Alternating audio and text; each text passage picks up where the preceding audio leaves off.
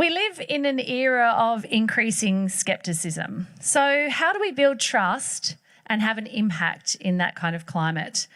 Well, our next guest is going to solve all our problems. No, he's going to share his timely insights instead. John Ryan is Controller and Auditor General of New Zealand and the Secretary General of PASAI. John's a distinguished leader with over 40 years' experience across the public and private sectors. As a graduate of Victoria University of Wellington, he further honed his expertise in strategic leadership at Oxford and is a Fellow of the New Zealand Institute of Chartered Accountants. Please ask your questions in Slido and time permitting, I'll facilitate them. He may also mention a recent canoeing trip that he took with his wife. Or maybe he won't. Apparently it didn't go that well in 42 years of marriage and 4 days. Anyway, he's here with us to have a break, to look at how we can be independent but not isolated. Can we please welcome John Ryan?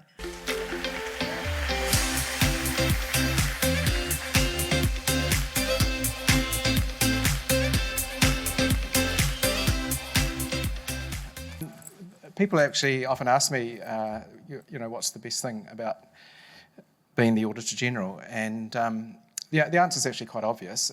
It's that you don't have a boss. And then they go on and ask you, what's the worst thing about being the Auditor General? And the answer is equally as obvious. You don't have a boss. And when you don't have a boss, you don't have anyone to blame when things go wrong.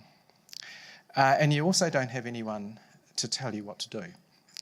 And that's why I've really enjoyed the last day and a half here, in that I can crib all these ideas that people have given me. And the good thing about coming from New Zealand is I can go back to New Zealand and say I thought of them all myself. So just acknowledge Caroline and the team for such a wonderful program. Obviously a bit of a soft patch for the next 45 minutes, but there's a couple of really good speakers to come. And also just acknowledge Barry for setting this program off on the right foot yesterday morning, so I really enjoyed that. This isn't a best practice case study. We've seen a lot of those. It's not a blueprint. If you were thinking of the art world, think, Jackson Pollock. It's a lot of ideas on canvas, this presentation. It's not photorealism. So I'm trying to lower expectations, and I've done it. You won't be disappointed, but if you've still got high expectations, just lower them a little bit more. I'm going to start with a poster, if I can work this machine. Now, you've all seen that. I think I first saw it maybe in the 1980s, through the bars of my crib. It's not exactly true of an Auditor General. Most people know enough about us to kind of move away from us at parties, but they really don't know what you do, what difference you're there to make, why there's a role called the Auditor General. And in that environment, much like someone trying to sell something to someone who's not known to them, it's really hard to make impact. And I think it's an even bigger issue, just while I'm riffing widely. They don't only not know you, but most people couldn't tell you the difference between Parliament and government.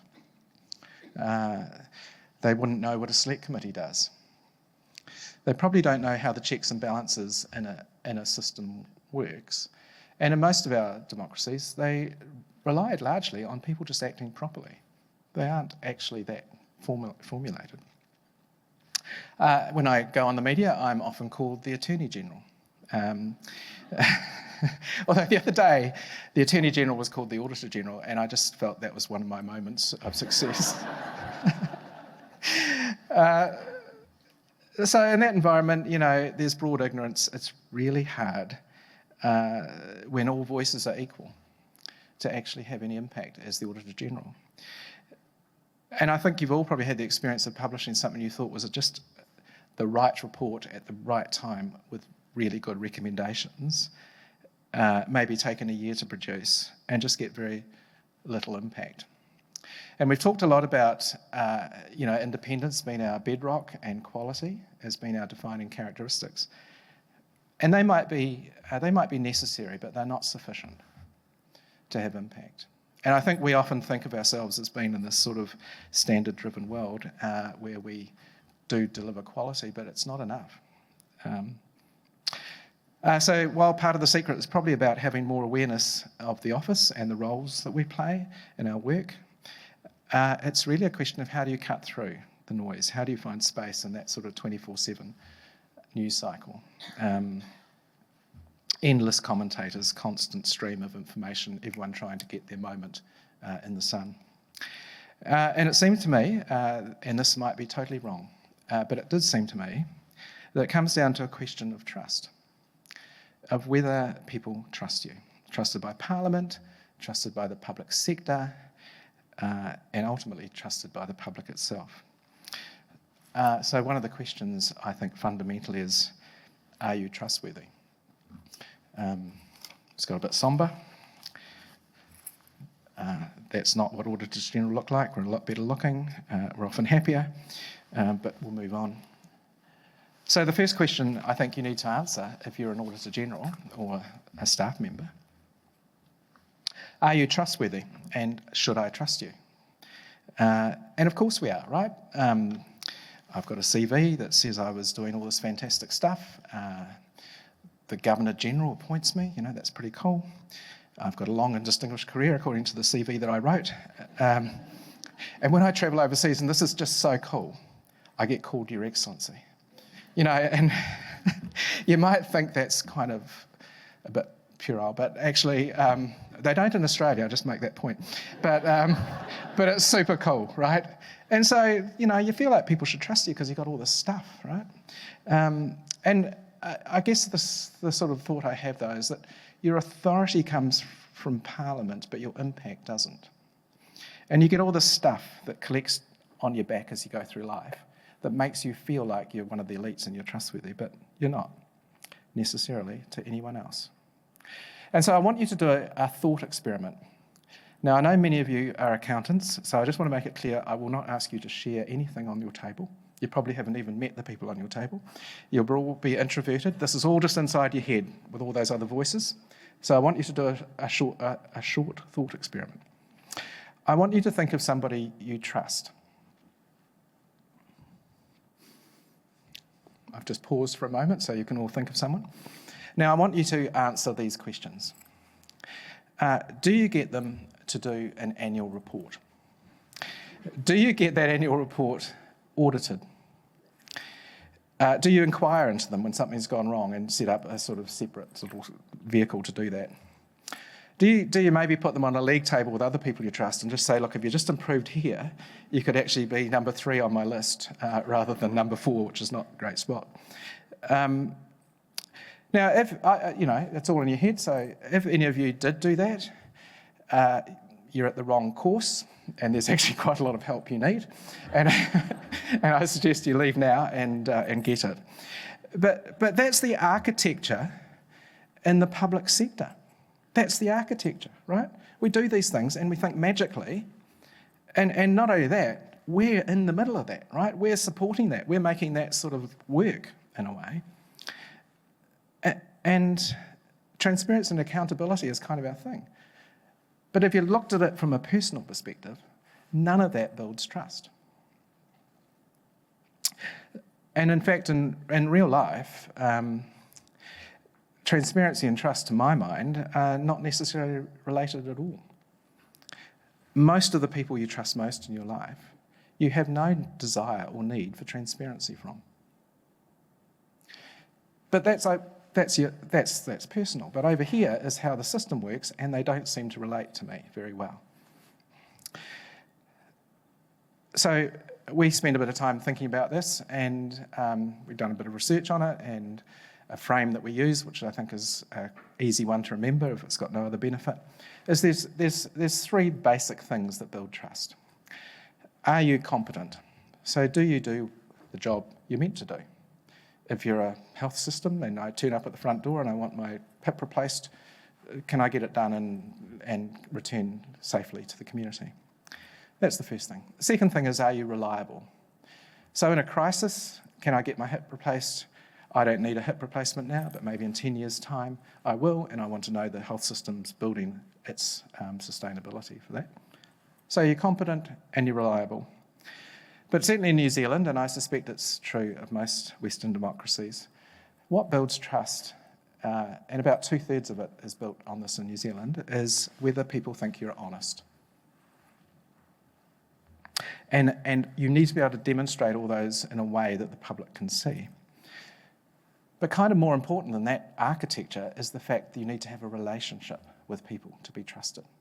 You might have all those things. In fact, Auditors General can probably tick off, competent, we've got standards, we've got training, we've got QA systems. We're pretty reliable. Every year we turn up and produce reports and do our thing. Most of us, I think, are quite honest. But do we actually have meaningful relationships with those people we are looking to influence? The particular challenge for New Zealand, or for me in my role, was Māori. They make up about 20% of the New Zealand population. They have typically lower trust. They have lower knowledge of the Auditor General. The public sector generally delivers worse outcomes for them. And we did a bit of research on how we might build trust there. And there's a couple of things that I think are... Well, one was a very salutary... I'm way off track already, so I may as well continue. There's a really salutary story. So we interviewed these people, Māori group, sort of informed people who knew a bit about the system. And one guy told us this story, and he said this. He said, I completely get it when there's a breach of private information, say, on a public website. I see what happens. I see that the Public Service Commission, the light starts flashing in the Commission's office and they set an inquiry in place. I see a chief executive rolled out in front of the cameras. I see the script that kind of goes, it shouldn't have happened. We know what caused it. We fixed it. It won't happen again. I see somebody taking accountability for that. And then he said to our research team, he said, but Māori have sat at the bottom of every social and economic indicator in this country for over 100 years. Where's the Public Service Commission? Which chief executive's coming out and saying, I know what's going wrong in my agency and I'm going to fix that? Who's taking accountability for this disparity of outcomes? And so why should I trust you at all? Because you don't seem to take any interest in the things that I care most about and I see the public service under delivering on. And for me, that was kind of one of the stories of my 7 years, I think that's a moment when you suddenly realise, well, all the stuff you do kind of misses the point sometimes. And when we talk about accountability, we don't really mean it. We mean sending stuff to Parliament, but not being truly accountable. Anyway, I'm off track. There were 4 things that came out of that research that built trust, and I thought they were equally applicable to Māori as they were to non-Māori in New Zealand, and they're quite interesting. And they're sort of bleeding obvious, but because I've got 3/4 of an hour to talk, I'll put them out anyway. Firstly, trust is relational. It's not about organisations or job descriptions or status. It's about people. And it's not about transaction, but about relationships. And we often talk, one of the other stories they told was this story about a public servant will come out to my community and we'll tell them the story of our community and what our issues are. And that all seems quite good. And then a week later, another public servant will come out from another agency and we tell them the same story and they seem to get it and go away and say, we'll fix it. And then a third one comes out from another agency. So there is clearly no relationship with this thing called the public sector. And by the way, that first person, who we quite liked, has moved on to another agency. And now we've got to tell that agency yet again. So this idea of a relationship is kind of really hard in the public sector. The second is that it's got reciprocity to it. And you've got to know that you've got to share information, you've got to participate, you've got to be authentic in that connection. The third thing is a word that may not be commonly used in Australia, but it's a word called tikanga, which means doing things in an appropriate way for the culture. And the best description I have of this is that my wife and I went on a little tour to the Middle East, and we were walking around this group of about 5 or 6 people with a tour guide. And my wife would ask a question like, what's that building over there? And the tour guide would not look at my wife at all and talk to me and say, that's a mosque or something. And I'd turn to my wife and say, that's a mosque. And, you know, after you've done that 2 or 3 times, my wife was getting pretty annoyed. But this other chap on the tour took us aside and said, I don't think you get it. He has been extraordinarily polite. He knows that you're married. He knows it would be inappropriate for him to talk directly to your wife with you standing there. He is actually operating in a way that he thinks is appropriate for him and entirely inappropriate for you. You've just got to get over that. Now, we can understand that when we're in the Middle East, but when I'm in a town in New Zealand or dealing with a iwi in New Zealand, I kind of don't get that because I think the culture's mine. I think that's fine for me to just act like I normally do. Now, I don't know the differences I'd be making I don't know how many mistakes I must be making. That's how ignorant I am as Auditor General. And that's a worry because I need to represent all New Zealanders in terms of the government's performance, right? So tikanga is a word that gets a lot of noise in New Zealand because everyone thinks we shouldn't necessarily follow it. But actually, that story of the Middle East was really what brought it home to me. And the last is there's a massive power imbalance. We rock out with our methodologies and our systems and our processes and our timelines and everything. And people just don't want that. They want time. They want to tell you their story. They want to come back to you. They want to hear what you're doing with their information. So there's one report on our website. I know you've had many other reports you could read. It's called Maori Perspectives on Accountability. It's 20 pages long. It's a good read. And maybe it's relevant to you, maybe it's not, but and good luck finding it on our website. It's like a gold mine. There's gold in there, it's just really hard to find it. That's for the next Auditor General. So the key learning for me was that while independence might be our bedrock for our reputation, for a really large part of society, relationships is what build trust, and through that, that's what builds impact. And if I had my time again, and I know Sharon, I think, talked about the values in the public sector or something, I would have put relationships earlier on core to my proposition as one of our values because I think we don't spend enough time on them. So I think you should answer that question. Why should anyone trust you? And if you can answer that, you'll have a more impact.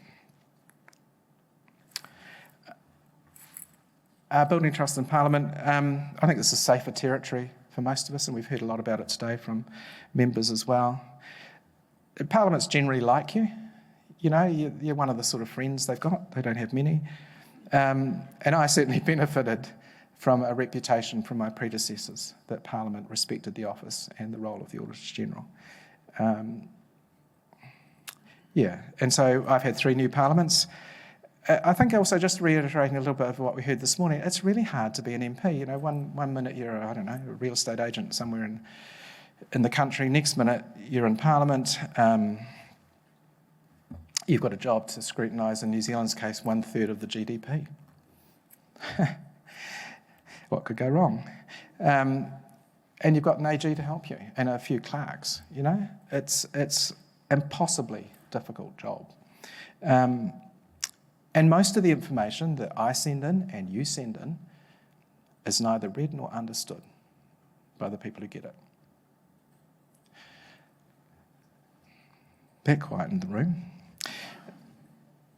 And so it's very hard in that environment to build relationships, right? And I do all the things I'm sure you do, and you could probably tell me some things I should do. We induct MPs, we induct select committee chairs, we have a manager responsible for each select committee, and they build deep relationships with them. We brief the select committees not just on the agencies, but on the sectors they're in and what the issues in the sectors are.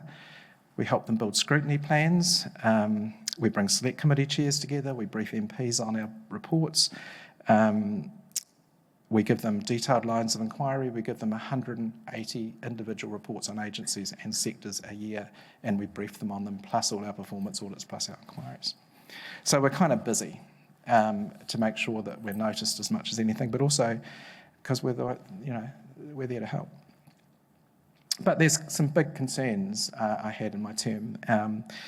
The first is the time that MPs get to scrutinise the public sector and its performance. It was previously our health probably is 20% of government spending, I don't know, maybe more. It used to get 1 to 2 hours in front of a select committee where you dealt with 80,000 staff $30 billion to spend, 24/7 operations. It wasn't scrutiny. I don't know quite what it was. So we've moved a bit of that. And the other is the information quality that MPs get. And there's 4 questions that I think an MP should be able to answer and scrutinise. The first is a really basic one. What's the government trying to achieve? And governments make press releases every day, right, about what they're doing. But what are the big things? Are they going to deal with, child poverty? Are they going to deal with crime? What are the big things? Double exports, whatever it is. And then know how that's going to be achieved.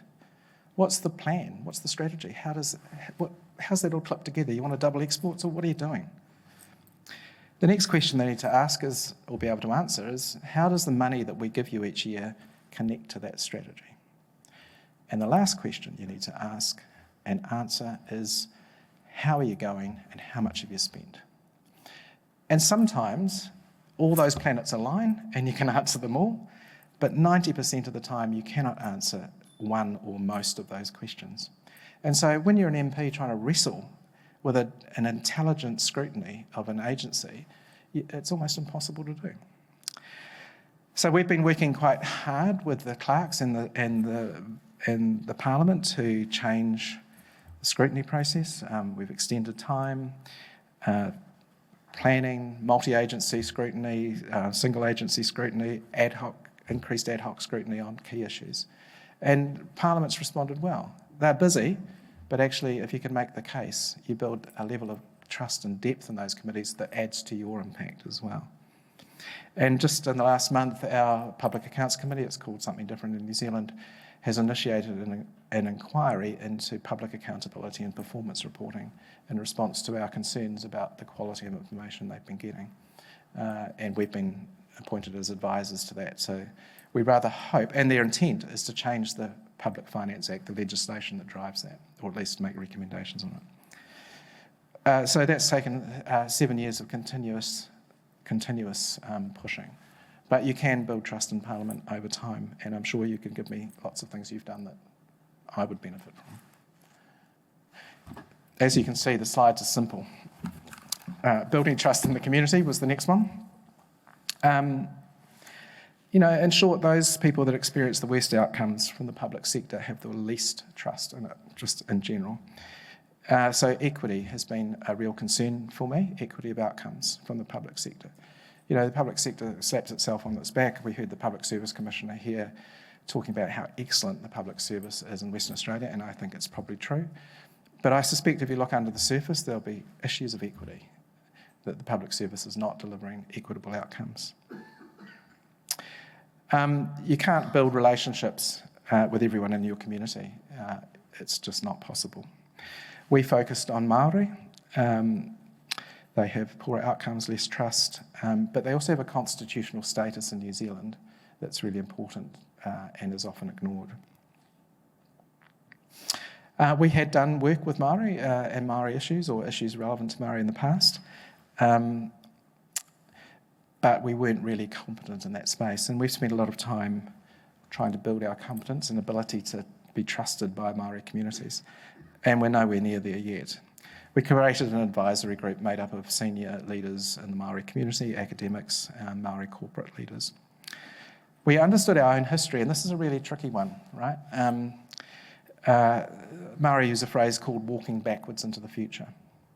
You take with you your ancestors, you take with you your story as you move into the future. And it was quite confronting for us. I was in Caroline's office the other day, and she, like we, have a picture of all the old white guys, and then Caroline at the end, and looks pretty good.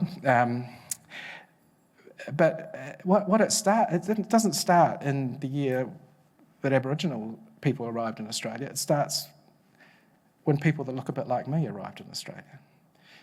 Audit is a tool of colonisation. There is no other way of thinking of it. It is brought in by a government to colonise a country. So I want to build relationships with Māori, and the thing I'm selling them is a colonisation tool. So you've got to kind of confront some of this, right? It's not easy.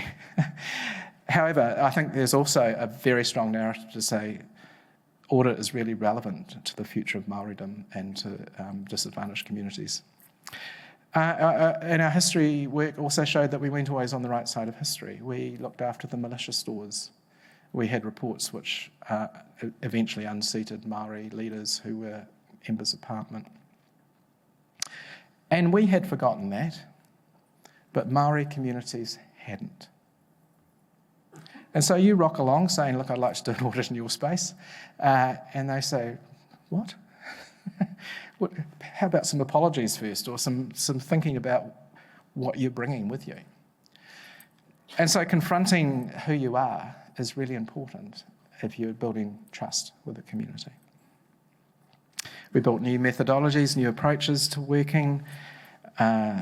Next week, we put embargoed copies into the media a day before. Usually we publish. Next week, we are also going to give an embargoed copy to Māori groups on an issue. And that's the first time we've done it. We'll see how it goes. But I wanted to show them equal status because of the constitutional arrangements in New Zealand.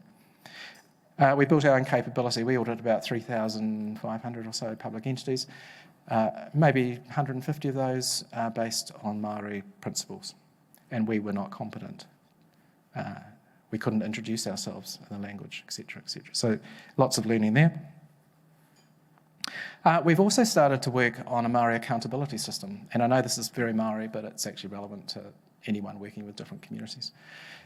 For example, in tertiary education, our government likes to count the number of students, how many complete, what qualifications they got, etc. Māori University, you go along and say, that's how you're accountable to government. What are you interested in? And they say, we want to count whether we've built intergenerational educational, advanced educational outcomes for our families. We want to know that a grandparent has got a degree, a parent has got a degree, and a child has got a degree, because we know we've then built capability in our community. It struck me, actually, that's quite a good idea for everyone, incidentally. It's just easier to count people that start and finish. But actually, I thought that's a really deep kind of idea about what does education do. So we've learnt a lot, and we're working in that space. Just broader in the community, every year we survey New Zealanders and ask them what they want us to do. This year we'll put into our plan, we think, something about bullying, which came through really strongly, but school bullying, not Auditor General bullying. We've done those short audits. I think they've all got different names. We call them a 12-week performance audit. They seem to get into the current mindset of the public easier. I talked about embargoed copies, blogs, articles, and this year we're also co-designing an audit with a community group, so that will be quite interesting to see how we go. Building trust with the public sector. I'm not subject to regular reviews. I think a lot of the audit offices in Australia have a sort of like a 3-year review thing. I thought I'd do one anyway, but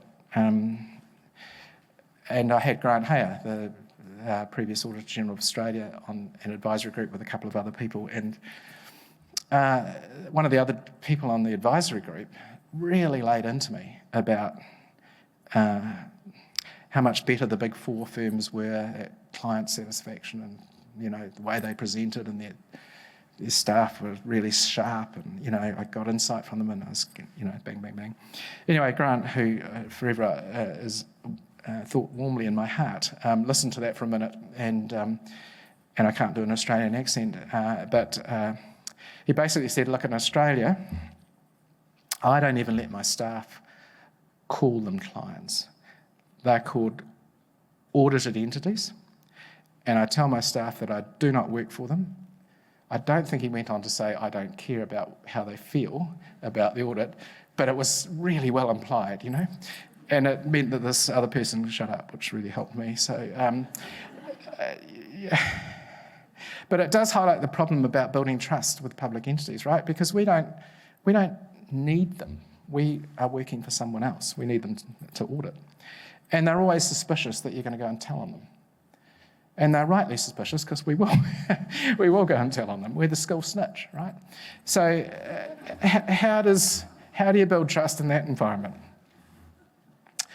Clearly our core values really get us a long way. We do quality work. It's substantiated. we take time to get balance and tell a story that's rich and lays out the facts as best we can for the circumstances of what we find. But we've tried very hard, and it's still challenging for us to be helpful, but not compromised. Most public servants, want to do the right thing, but don't know how, or they're overwhelmed. Our health department, at one point in COVID, when we were going in to look at what they were doing, they'd already had 2,000 recommendations for improvement. Not by us, but by the multiple reviews that were happening. It's just, you can't expect miracles. Or they're compromised, or they don't have the resource, or they're asked to do things in a way that there's no time to do them, and therefore try and work around it. So we run a lot of good practice material. We run seminars. We have 300 or 400 public servants typically on a seminar that we run. We've built an integrity framework for the public sector because no one else had. It's probably not our job, but we did it. And that was really prompted by interviewing a few chief executives when I first got into the job. And I said, what the public service kind of sells is integrity.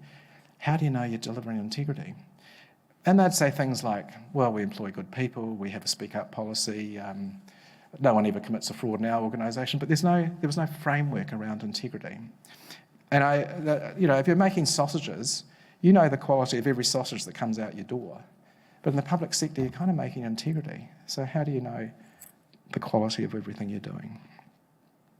We created an annual Integrity Day for chief executives, and we bring in international speakers virtually to do that, to try and bring conversations about those uncharted areas that chief executives work in. We've built independent members into local government audit and risk committees, which were there before. We run seminars every 6 weeks for all audit and risk committees across the public sector. I do an update every quarter which highlights calls to action from the reports we've done in that quarter. We have advisory groups. And now we write to every agency. There's about 10 agencies in New Zealand that spend about 2/3 of our money, public money. And I set not agreements, I write to them. I don't think they agree necessarily of what the key things I'd like to see their agency work on in the coming year and what we might report to Parliament on about those. So that's had mixed results, I think I'd say. But I think the outcome is they still don't like you anymore, but they kind of know what you stand for, and I think that's really important. I'm never sure if it's learnt or learned, but anyway, if it's ED, just read ED. So just look, we're all work in progress, right? Building connections while remaining independent isn't easy, is the first thing I'd say. None of it comes naturally to my office. For over 180 or 90 years, we kind of issued reports and opinions, and we pushed them out under the door, and we hoped for the best. We went to Parliament and talked about them, but they often got lost in the wilderness, right? They didn't have the impact that we'd like them to have had. And it's quite hard, even though it's the theme of this conference, to think that your role is actually not about independence, not about quality, but it's about impact. And actually that means you've got to do something more than just produce a report. We've done some things, there's many, many other things I'm sure you do and others can do. But independence and those quality things cannot be compromised, but they can be reimagined. You need to have a clear understanding of who you are as an organisation, and then change the way you work, but anchored in those strong values of quality, purpose, values. We're work in progress. My term is coming to an end on the 1st of July, not that I'm counting. And there was a Māori leader saying that was along the lines of, we've come too far not to go further. We've done too much not to do more. And I rather hope that will be true for my office, because I think we're onto something here, but we're at the very early stages of it. And you can't guarantee your legacy, but you can at least inform a group of 300 or 200 people, and you could mention it to the next person. So thank you very much. I really appreciate it. I've left, through tactical error, 8 minutes for questions.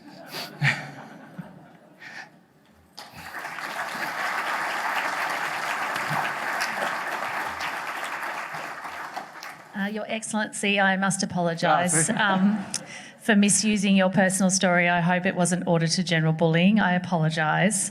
Thank you for your sense of humour. It was much appreciated by many of us at this time of a conference. Sure. But you also shared some really meaningful insights. And the comment you made, I don't know the mistakes I'm making, really stood out for me. I think it's a concept all of us can actually consider, not just in our work, but in our lives.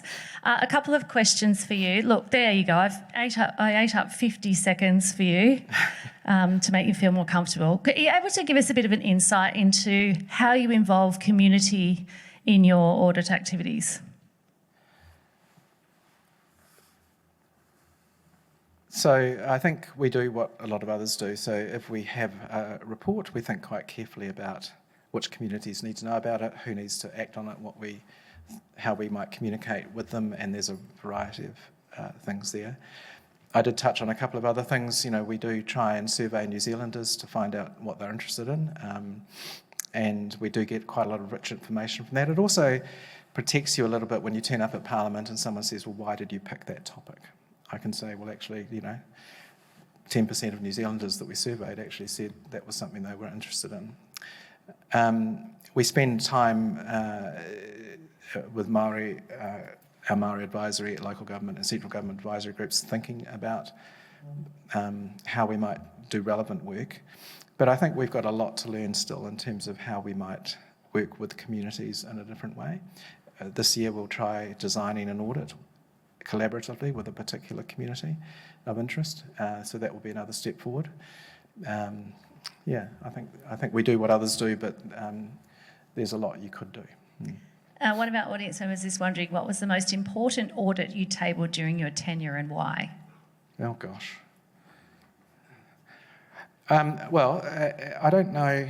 Important could have any number of meanings, I guess, but one that I was particularly proud of was work we did in the military, looking at inappropriate behaviour in the military, inappropriate sexual behaviour often. And we surveyed 10,000 staff in the military, and we got something like a 6,500 response, plus we did a range of performance audit activity and focus groups, etc. Through that, this is a number I may not have got exactly right, but around 70 people reported to us that they'd had basically sexual assault in that year, which had not otherwise been picked up by the military. The consequence of that has been an incredible response from the military to address those concerns, and we've been really delighted. It's not been the highest profile report by a long shot, but in terms of an impact on people's lives, that's a really direct impact where you can see an audit, a response from an agency, and we hope better outcomes as a result, There's a question around, I think you touched on it, but maybe you'll give us some more details around how often you meet with Parliament and the topics that you discuss with them. How often you meet with Parliament and the topics that you discuss with them? Well, we have a series of senior managers who are attached to each select committee from the office. They would meet the select committee once or twice a month at least. They'll be talking about scrutiny, they'll be talking about the upcoming work from the office, they'll be talking about issues in their particular select committee scope and sector. And so we would then brief those committees ahead of inquiries and hearings that they've got. So we would be, as I say, we put 180 or so reports into Parliament each year to support select committees, and each one of those will be fronted by an individual. In terms of my attendance, I tend to not go to Parliament as often as I hear others do. I spend my time with the Finance and Expenditure Committee, which is the PAC, and I might go there 5 or 6 times a year. And occasionally I'll go to another committee when we've got a serious report. I have the advantage that others don't of a statutory deputy, so they also have the same powers as me, and they often take that on. It is a real challenge for an Auditor General to work out whether you want to spend your time in Parliament or in other places. And I was just talking to Carolee about, how do you balance all the stakeholders you can get. I think you can spend a lot of time in Parliament. This sounds self-centred and arrogant, and that's correct. But I feel when the Auditor General turns up, it's not another day at the office. I feel if I go to Parliament, I want to say something that I want them to listen to, and I try and make it not an event, but I'll say that I've come because I think this is a serious matter that I'd like you to spend attention on, and because I'm not there every week, I hope it has some impact. I'm not sure it does. This has not been recorded live, as it all sent to streaming on TikTok. Live, I think is where we're going out these days. How do you measure impact? It's really hard. We've got a range of metrics that we put in our annual report each year, which talk about the kind of stuff we produce, but we also count mainstream media hits and just how they trend, positive, negative stories, that sort of thing. Our financial audits, we track the top 100 organisations in the public sector and whether they're implementing our recommendations, what percentage are implemented every year. That's not performance audits, that's financial and performance audits. We obviously survey select committee chairs and Parliament, we survey public organisations, and following every performance audit we do a survey of the entities we audited as well. And all of that gives you some idea of your impact, but we also track legislative change or regulatory change, or as we talked about in the military, cultural change. But that's a softer measure often about how much did we impact versus others.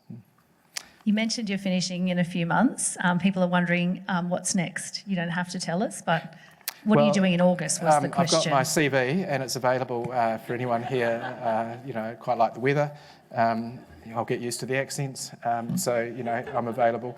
No, I think I've talked to a few people who've asked me that. I think you just need to take time out to not be the Auditor General for a while, and I think that's what I'll do initially, and then a few months later everyone will forget your name anyway and you'll be right. You can always be Attorney General, so there you go. I'm already seeing him anyway. Thank you so much for being with us, everyone. John Ryan.